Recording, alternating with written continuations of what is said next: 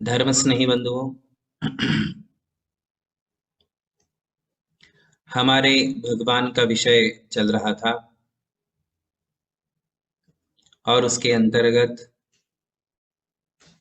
भगवान वीतरागी होते हैं, 18 दोषों से रहित होते हैं, सर्वज्ञ होते हैं और हितोपदेशी हमें उपदेश देते हैं, हमारा उपकार करते हैं। ये बातें हमने आपके लिए बताई थी। आज हम इसी विषय में थोड़ा आगे बढ़ेंगे। हमारे भगवान का स्वरूप वीतरागी, सर्वज्ञ, हितोपदेशी के साथ साथ और क्या हो सकता है?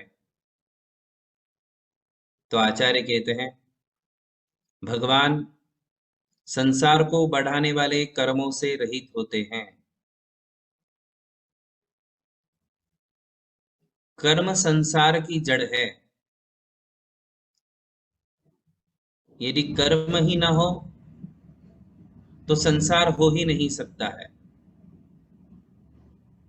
कर्मों के विषय में श्रीमद् कुंद कुंदाचार्य श्री ने पंचास्तिकाय ग्रंथ में बहुत सुंदर बात बताई है कि ये संसार चक्र चलता कैसा है। संसार चक्र कैसा है? तो वो पंचास्तिकाय ग्रंथ की लगभग 129वीं गाथा में कहते हैं, जो खलु संसारत्थो जीवो तत्तोदु परिणामो परिणामादो कम्मम कम्मादो होरी गदिसु गदि गदिमधिगदस्य देहो देहादो इंद्रियाणि जायन्ते तेहि तु विषय गहनम तत्तो रागो व दोषो वा एवं जायरि जीवस्येवं भावो संसार चक्रवालम इति जिणवरे ही भणिदो अदा अनादि निधनो सनिधनो वा। ये कुछ गाथाएं हैं प्राकृत की। अब इनका अर्थ हम समझे कि चक्र कैसा है, संसार चक्र कैसा है। तो वो कहते हैं जो खलु संसारत्व, जो भी संसारी जीव होगा, जीवो तत्तो होदुरु परिणामो, उसके कोई ना कोई परिणाम तो होगे ही होगे। परिणाम हमारे मानस पटल पर उभर के आने वाले जो परिणाम है वे सब आत्मा के परिणाम है। मैं करूंगा, मैं कर रहा हूं, मैंने किया था, मैं देखूंगा, मैं देख रहा हूं, मैंने देखा था इत्यादि भूत भविष्य और वर्तमान को लेकर के आपके मन में जितने भी विचार उठ रहे हैं, आचार्य कहते हैं परिणामादो कम्मम। देखो अब कैसे चक्र कैसे चलता है। परिणामादो कम्मम, जब परिणाम होंगे तो कर्म आएंगे ही आएंगे। कर्म को इनवाइट करने वाले हम हैं। हमारी इनविटेशन के बिना, हमारी परमिशन के बिना किसी कर्म की मजाल नहीं कि वो हमारी आत्मा में आ जाए। कर्म को आने के लिए आपने आमंत्रण दिया है, आपने आमंत्रण दिया था, इसीलिए वो कर्म आपकी आत्मा में आया। और ये इनविटेशन क्या है? तो हम जो विचार करते हैं, परिणाम करते हैं, उन परिणामों से कर्म आता ही है, ये सुनिश्चित है। और फिर आप विचार करें, क्या हम बिना परिणामों के कभी होते हैं? आप में से कोई बताए कि महाराज श्री मैं बिना परिणाम के भी रहने का अभ्यास कर चुका हूं, विचार शून्य। आप में से कोई है जो कभी विचार शून्य भी हो जाते हैं?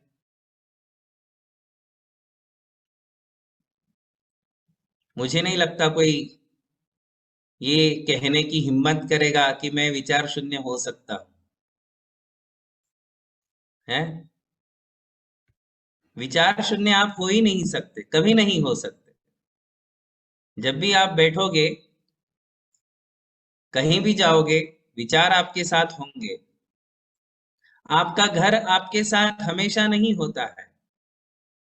आपकी बीवी आपकी पति आपके साथ हमेशा नहीं होते हैं, आपके बच्चे आपके साथ सभी जगह नहीं होते हैं, आपकी प्रॉपर्टी, आपका बिजनेस, आपकी दुकान, ये सब छूटते हैं।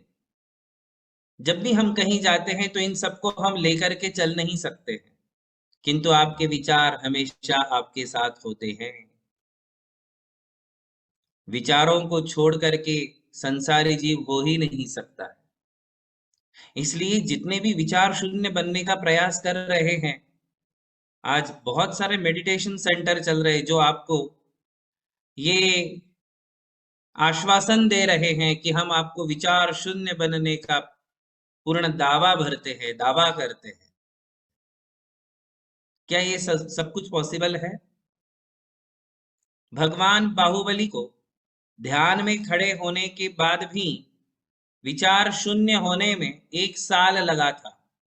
कितना? 1 वर्ष लग गया था भगवान बाहुबली को विचार शून्य होने में। विचार शून्य नहीं हुए थे वो विचारों की दिशाओं को बदल रहे थे, बदल रहे थे, बदल रहे थे, बदलते बदलते बदलते 1 साल लगा दिया और फिर उस अंतर मुहूर्त तक पहुंचे। एक अंतर मुहूर्त होता है 48 मिनट के अंदर का। वो एक ऐसा अंतर मुहूर्त होता है जिसमें पहुंचने के लिए भगवान बाहुबली को 1 साल लग गया और आप 8 दिन की क्लास अटेंड करके आते हो और विचार शून्य होने का दावा भरते हो। कितने मेडिटेशन सेंटर चल रहे हैं? आप बताइए, क्या आज तक कोई विचार शून्य हो पाया? नहीं हो सकता है, संभव ही नहीं है अकॉर्डिंग टू जैनिज्म और अकॉर्डिंग टू एक्सपीरियंस। आप खुद एक्सपीरियंस लेके दिखाए कि मैं कभी विचार शून्य हुआ था। यदि आप विचार शून्य हो गए तो जैन सिद्धांत झूठा हो जाएगा। नहीं हो सकता है। हमारे साथ सदैव हमारे परिणाम होते ही हैं, हमारे विचार होते ही हैं और उन विचारों से आते हैं कर्म। इन विचारों को हवा देने वाले अनेक निमित्त हमारे लिए मिलते हैं, भौतिक निमित्त, और उन निमित्तों के अनुसार हमारे विचार बदलते रहते हैं, क्षण भर में बदल जाते हैं। अभी आप कुछ सोच रहे थे, सामने कोई एक व्यक्ति आ गया, वो आते ही आपके विचार उससे संबंधित हो जाते हैं। कोई एक वस्तु नहीं आ गई, अरे जितने आपके टीवी के ऊपर चित्र बदलते हैं उतने विचार उससे भी फास्ट बदलते हैं। टीवी में जितने चित्र बदल रहे हैं, रील चलती है, उससे भी अधिक रफ्तार विचारों की है। हम विचारों की रफ्तार भी पकड़ नहीं सकते हैं, इतने विचार हैं। ट्रैफिक जाम है, अंदर अंदर का ट्रैफिक पूरा जाम है। एकांत स्थलों में जाते हैं लोग कि थोड़ी तो शांति मिले, एकांत ढूंढते हैं, हिल स्टेशन पे चले जाते हैं, रिसोर्ट चले जाते हैं, समुंदर के किनारे चले जाते हैं, 10-10 दिन तक वहां रहते हैं कि शांति मिलेगी। अरे भाई, अंदर इतनी ट्रैफिक है, आपके दिमाग में, आपके मन में इतनी अधिक ट्रैफिक है कि वो आपको कहीं भी चैन से बैठने देने वाली नहीं है। इसलिए आप फिर वापस घर आ जाते हो और फिर अपने रूटीन में लग जाते हो, वरना रिसोर्ट से ही मोक्ष हो जाता है ना, हिल स्टेशन से ही मुक्ति मिल जाती, किंतु कहाँ मिलती है? हमारे विचार रुकते नहीं हैं। ये क्यों नहीं रुकते, ये सब बातें हम आपके लिए आगे बताएंगे जैसे ही हम कर्म सिद्धांत प्रारंभ करेंगे। आज तो हम ये कह रहे हैं कि संसार चक्र कैसा है और उस चक्र को भगवान ने रोका कैसे। तो कहते हैं जो खलु संसारत्थो, जो भी संसारी जीव होगा उसके परिणाम होंगे। परिणामादो कम्मम, परिणामों से कर्म आएंगे। कम्मादो होदी गदिसु गति, और कर्मों के अनुसार फिर गति मिलती है। आज आप मनुष्य हो, मनुष्य गति में हो, क्योंकि आपने मनुष्य आयु का और मनुष्य गति कर्म का बंध किया था पिछले भव में परिणामों से। आपके ही परिणामों से आपने मनुष्य आयु का बंध किया, मनुष्य गति नाम कर्म का बंध किया, जिसके कारण आज आप मनुष्य बन करके यहाँ बैठे हो। तो कर्म कम्मादो होदी गति, कर्मों से होती है गति। फिर क्या होगा? गति मिलेगी तो गति मदि गधस्थ देहो, जिस गति में जाओगे वहां का आपको शरीर मिलेगा, वहां का आकार मिलेगा, वहां का वातावरण मिलेगा, है ना? जैसी गति में जाओगे वैसा। यदि पशु गति में होते तो आपका स्ट्रक्चर कुछ और ही होता, आपका फिगर कुछ और ही होता। पशुओं की पर्याय में, तिर्यंचों की पर्याय में कितने आकार वाले जीव है बताओ आप। मनुष्यों का ढांचा तो एक जैसा दिखता है, चाहे इंडिया में रहो या अमेरिका में, कहीं भी कितनी भी जनरेशन मिले बदलती जाएगी, ढांचा बदलने वाला नहीं है, आकार बदलने वाला नहीं है। किंतु पशुओं की पर्याय में कितने आकार वाले जीव है बताओ आप। असंख्यजा संख्यजा, उसकी भी बात बता दी है हमारे शास्त्रों में। असंख्यात प्रकार के जीव है, आप काउंट नहीं कर सकते हो कि कितने आकार वाले जीव होते हैं। चींटी का कोई अलग आकार है, मच्छर का अलग है, भौरे का अलग है, मक्खी का अलग है ना? आकार अलग, शरीर अलग, आकार अलग, प्रकार अलग। हमारे तो सब आकार एक है, प्रकार अलग अलग है, किंतु आकार सबके एक जैसे होते हैं, ढांचा एक जैसा होता है मनुष्यों का। तो जिस गति में जाओगे वैसा शरीर मिलेगा। और जब शरीर मिलेगा तो आचार्य कहते हैं देहादो इंद्रियाणि जायन्ते, देहादो यानी शरीर के अनुसार इंद्रियां मिलती है। चक्र समझ में आ रहा है ना? संसार है, संसार है तो परिणाम है, परिणाम है तो कर्म है, कर्म है तो गति है, गति है तो शरीर है, गति के अनुसार शरीर मिलेगा। और शरीर है तो इंद्रियाणी, इंद्रियां मिलेगी। स्पर्शन इंद्रिय, रसना इंद्रिय, घ्राण इंद्रिय, चक्षु इंद्रिय, कर्ण इंद्रिय, ये हमारे रूढ़िगत आए हुए नाम हैं, जिसे आप आंख, कान, नाक, जिह्वा और त्वचा कहते हो, स्किन, टच सेंस। तो ये 5 सेंसेस हमारे लिए मिलेगी। जिस गति में जाओगे वैसे, एक इंद्रिय में जाओगे तो एक ही सेंस मिलेगी, 2 इंद्रिय जीव में पैदा होंगे तो 2 ही सेंसेस मिलेगी। आज आप मनुष्य गति में हो तो आपको पूरी 5 सेंसेस मिली है। तो देहादो इंद्रियाणि जायन्ते, बोले शरीर के कारण इंद्रिया प्राप्त हुई। अब क्या होगा? तो आचार्य कहते हैं ते ही तो विषय गहनम, इंद्रियां हैं तो इंद्रिया अपने सब्जेक्ट को अपना सब्जेक्ट बनाएगी, विषयों का ग्रहण करेगी। जो भी इंद्रियों के विषय है, जैसे आंखें हैं तो वो देखेगी, कान है तो सुनेगी। आप कैसे रोक सकते हैं कानों को सुनने के लिए, आंखों को देखने के लिए, नाक को सूंघने के लिए? रोक सकते क्या? नहीं। जिह्वा है तो वो आ, स्वाद लेगी ही लेगी, उसे आप कैसे रोकोगे? और ये टच सेंस है, स्पर्शन इंद्रिय है, तो इसको पता चलेगा ही चलेगा, ठंडी है, गर्मी है, ये सारा वातावरण पता चलेगा ही चलेगा। ते ही विषय ग्रहणम, इंद्रियां अपने विषयों को ग्रहण करेगी, है ना? और जब अपने विषयों को ग्रहण करेगी, आंखें पूरी दुनिया को देखेगी ही देखेगी। आप कब तक आंखें बंद करके बैठोगे बताओ? आंखें खुली रहेगी तो जितना है उतना दिखेगा, आंखें बंद करोगे तो पूरी दुनिया दिखेगी। आंखें बंद करोगे तो और ज्यादा दिखेगा, और आंखें खुलेगी तो अपने को जितना संसार है वो दिखेगा। इंद्रियां अपने विषय को ग्रहण करती है। नाक है तो जो स्मेल आ रही है उसे सूंघेगी। तो फिर क्या होगा? तो फिर आचार्य कहते हैं तत्तो रागोवा दोषोवा। अब वो जैसे ही इंद्रियां विषय को ग्रहण करती है तो राग द्वेष के परिणाम शुरू हो जाते हैं, होते हैं ना? आंखें जिस वस्तु को देखती हैं उस वस्तु में आपको या तो राग हो जाता है या तो द्वेष हो जाता है, कुछ ना कुछ तो आपका रिप्लाई होता है ना? कुछ ना कुछ आपके मन में विचार आता ही है कि अच्छा है। ठीक ठाक है, बढ़िया है, गंदा है, बेकार है। आंखें जिस वस्तु को देखेगी उस वस्तु के विषय में अपना रिप्लाई देगी। हालांकि आंखें रिप्लाई नहीं देती है, वहां मन काम करता है। कौन काम करता है? इंद्रियां विषयों को ग्रहण करती हैं और फिर हम पुनः राग द्वेष करते हैं। और राग द्वेष क्या हुआ? परिणाम। राग द्वेष का मतलब क्या हुआ? ये आत्मा के परिणाम है। राग भी परिणाम है, द्वेष भी परिणाम है। मध्यस्थ भाव है कहाँ आपके? मध्यस्थ भाव का मतलब होता है कि पदार्थों को देख कर भी उनमें राग द्वेष की प्रवृत्ति नहीं होना। इसे कहते हैं,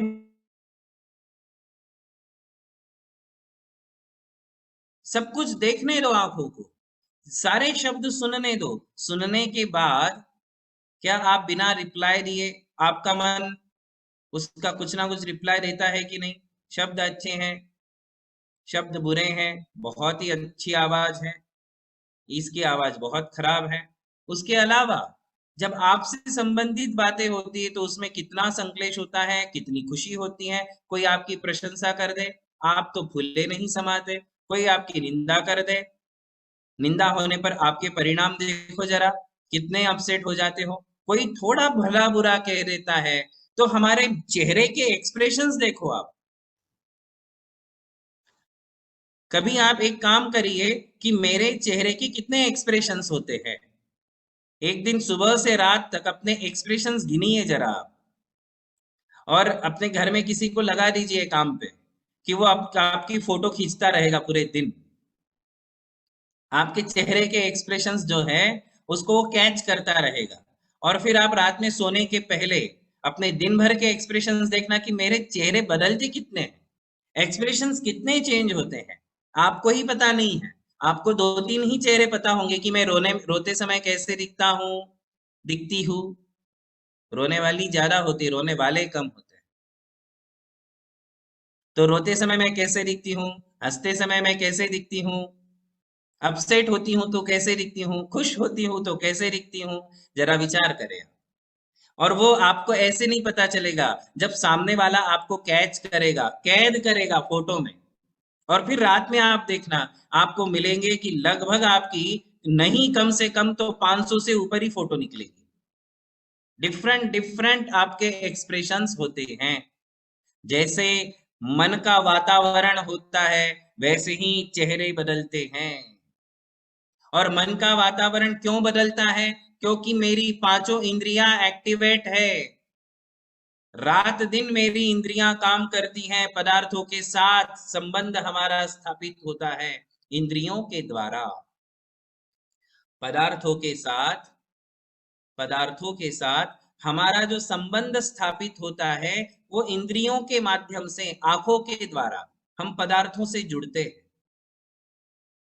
मटेरियलिस्टिक जी लाइफ जो है, उन मटेरियल से हम आंखों से जुड़ते हैं, कानों से जुड़ते हैं, नाक से जुड़ते हैं, जिह्वा से जुड़ते हैं, शरीर से जुड़ते हैं। संपूर्ण जगत से जोड़ने का काम हमें इंद्रियां करती है। और इंद्रियां ये अपना अपना काम कर रही है, किंतु उसके बाद मेरे राग और द्वेष का परिणमन जो होता है वही खतरनाक है और वही कर्मों को इनवाइट करता है। अब वापिस आ जाओ, तत्तो रागो वा दोषो वा, राग द्वेष क्या है? परिणाम। अब वापिस पहली लाइन पे आ जाओ, जो खलु संसारत्तो जीवो तत्तो दु होदु परिणामो, परिणामादो कम्मम। परिणामों से कर्म। आ गया ना? फिर पहले से गिनाता हूं।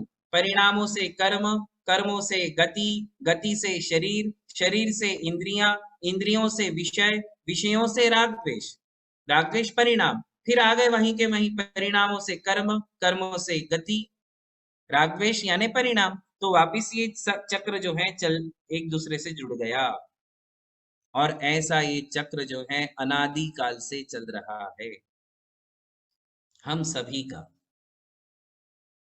अब इस चक्र में, इस चक्र व्यूह में, ये क्या बन गया? एक चक्र व्यूह। अब इस चक्र व्यूह में से बाहर निकलने का रास्ता कौन सा है? किस पर कंट्रोल करे? ये आप विचार करना। कुंद आचार्य ने बड़ी सुंदर बात कही, एक ये चक्र बना करके दिखाया और ये पूरा जो है राउंड पूरा हो गया। अब इसमें से बाहर कहां से निकलोगे?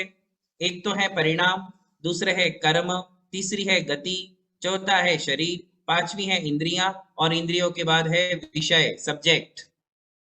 ये 6 में से आप किसके ऊपर काम करोगे बताओ?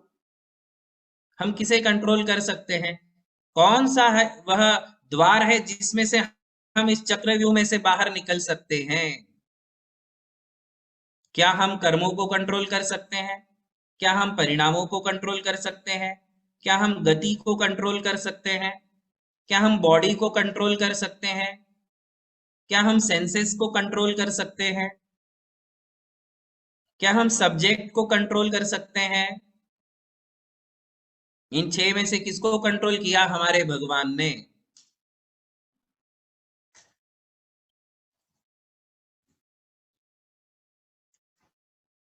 आपको संसार चक्र समझ में आया कि नहीं? पूरा राउंड समझ में आया? आया ना? तो आप ही बताइए, इन 6 में से आप किसको कंट्रोल कर सकते हो? बॉडी को कंट्रोल कर सकते हैं? इंद्रियों को कंट्रोल में ले सकते हैं? किसके ऊपर काम करोगे जिससे इन चक्रव्यूह में से बाहर निकलोगे? तो एक ही स्थान है, एक ही स्थान है, और वो स्थान है परिणाम। इंद्रियों को रोक नहीं सकते, आंखों को देखने से रोकोगे? रोक सकते क्या? आंखों को देखने से रोका नहीं जा सकता है। जब तक आप समाज में हो, सबके बीच में हो, तब तक आप आंखों को कहाँ कंट्रोल कर पाओगे? आंखें तो अपना काम करेगी ही करेगी। तो फिर हम किसे कंट्रोल कर? जब आंखें देखेगी तो फिर आपके परिणाम होंगे,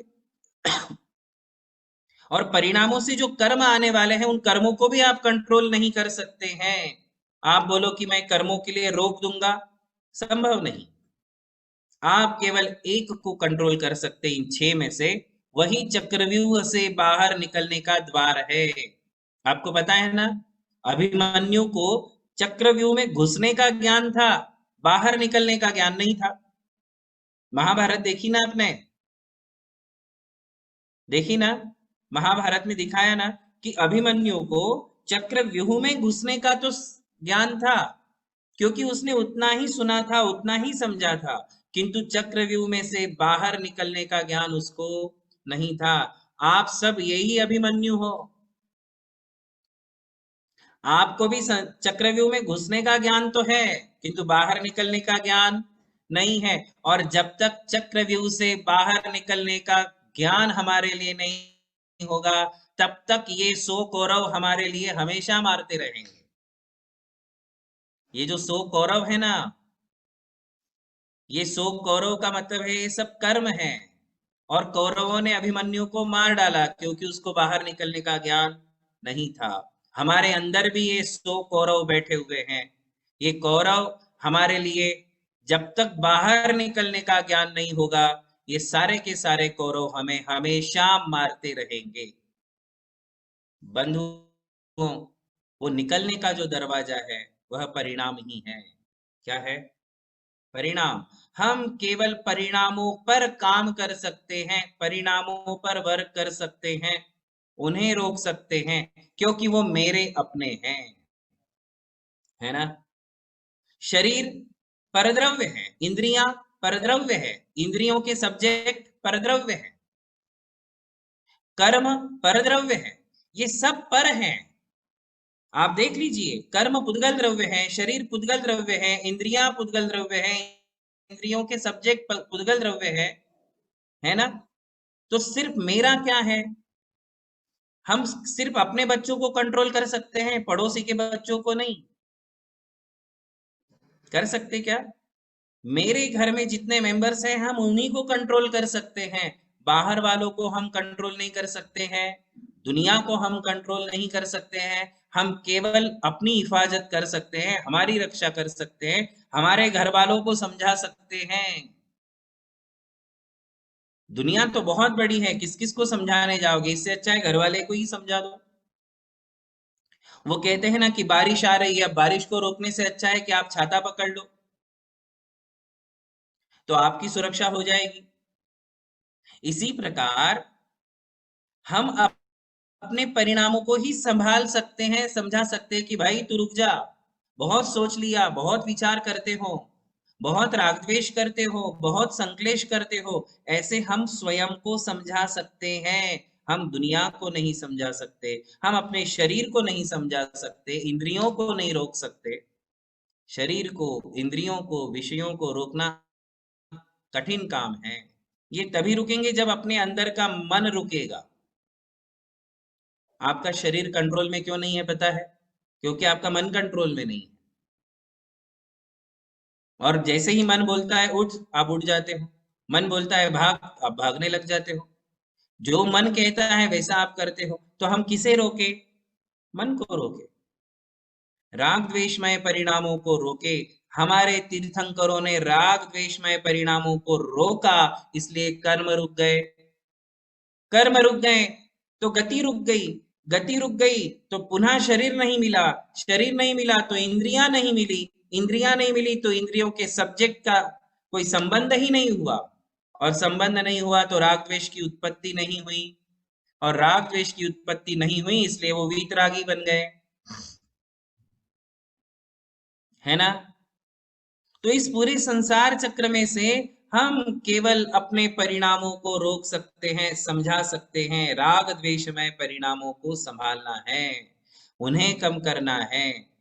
बंधुओं, हमारे तीर्थंकर भगवान, हमारे सभी साधक, आज तक जितने भी महापुरुष हुए हैं, जितने भी मुनिराज हुए हैं, ये मुनिराज, ये महासाधक, तीर्थंकर, श्रमण, ये सब क्या करते हैं? ये केवल अपने परिणामों को रोकने की साधना करते हैं, संभालने की साधना करते हैं। उसमें कोई बहुत फोर्स लगाना नहीं पड़ता है, जोर जबरदस्ती नहीं करना पड़ता है, बड़ी समझदारी से, बड़ी सहजता से काम होता है। केवल मानस, संकल्प, संकल्प जब हमारा जाग जाता है तो सब कुछ संभव है।